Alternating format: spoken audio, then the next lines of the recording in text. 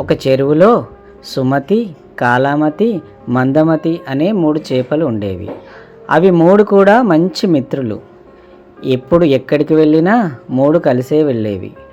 ఒకరోజు సుమతి చెరువు ఒడ్డుకు వచ్చి విహరిస్తుండగా 2 జాలరులు మాట్లాడుకుంటున్నారు. ఒరేయ్, ఈ చెరువులో చేపలు చాలా ఉన్నాయిరా, వీటిని ఎలాగైనా పట్టుకు తీరాలి. ఈరోజు కుదరదు కానీ రేపు పొద్దునే వచ్చి పడదాం అన్నాడు మొదటివాడు. సరేరా, నువ్వు చెప్పినట్టుగానే రేపు మరిన్ని వలలు తీసుకొని వద్దాం పదా అని వారిద్దరు వెళ్ళిపోయారు. ఈ విషయాన్ని సుమతి పరుగున వెళ్ళి కాలమతి, మందమతికి చెప్పింది.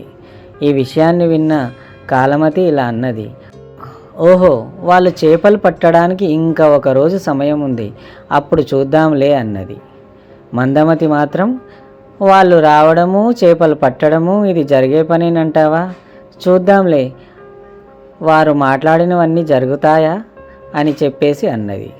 కానీ సుమతి మాత్రం, మిత్రులారా నా మాట వినండి, ప్రమాదం ముంచుకొచ్చేలోపే మనం ఏదైనా ఉపాయాన్ని ఆలోచించాలి. నేను ఈరోజే పక్కనే ఉన్న చెరువులోకి ఈదుకుంటూ వెళ్ళిపోతున్నాను, నాతో పాటు వస్తారా అని అన్నది. ఆ 2 మిత్రులు కూడా మేము రామంటే రామని తెగేసి చెప్పారు. ఆ రోజు రాత్రి సుమతి ఈదుకుంటూ పక్క చెరువులోకి వెళ్ళిపోయింది.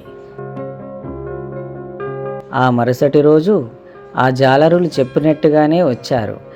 చేపలు పట్టడం ప్రారంభించారు. మొదటిగా వారికి కాలమతి దొరికింది. అది అప్పటికప్పుడు ఒక ఆలోచన వచ్చింది. అమ్మో, వీళ్ళు నన్ను పట్టుకుపోతారు, చనిపోయినట్టు నేను నటిస్తాను, నన్ను ఇక్కడే వదిలేసిపోతారు. కాలమతిని ఒడ్డుపైన వేయగానే అది కదలకుండా చనిపోయినట్లు పడుకుంది. అప్పుడు ఆ జాలరులు ఇది చనిపోయిందిలే అని చెప్పి మళ్ళీ నీటిలోకి విసిరేశారు. అలా కాలమతి తన ప్రాణాలని కాపాడుకుంది. ఇక మందమతిని పట్టుకొని ఒడ్డుపైన వేశారు. మందమతి ఏమీ ఆలోచించకుండా ఎగిరెగిరి పడసాగింది. దాన్ని ఒక బుట్టలో వేసి కప్పిపెట్టేశారు. పాపం, ఆ మందమతి చరిత్ర అలా ముగిసిపోయింది. అందుకే మిత్రులు మంచి చెప్పినప్పుడు జాగ్రత్త వినాలి. ఏదైనా ప్రమాదం ముంచుకొస్తుంటే దాన్ని వచ్చేదాకా ఎదురు చూడకూడదు, వెంటనే స్పందించాలని ఈ కథ యొక్క సారాంశం.